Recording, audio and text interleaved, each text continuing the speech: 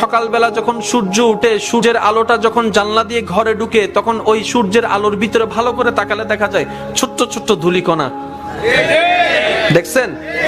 ছায়াতে গেলে সেই দুল দেখা যায় না।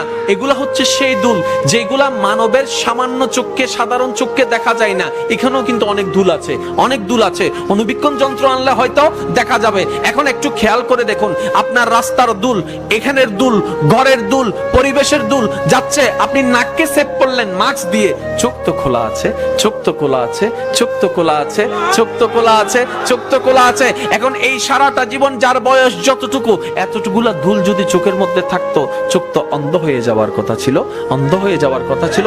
ওই অন্ধ তো হয় নাই, অন্ধ তো হয় নাই। আল্লাহ পাক বলে, বান্দা তুই তো আমার কুদরতকে বোঝার চেষ্টা করস নাই, কখনো কখনো আমার যত্নকে বোঝার চেষ্টা করস নাই, কখনো আমার ভালোবাসাকে বোঝার চেষ্টা করস নাই। আমি আল্লাহ তোকে যেহেতু বানিয়েছি,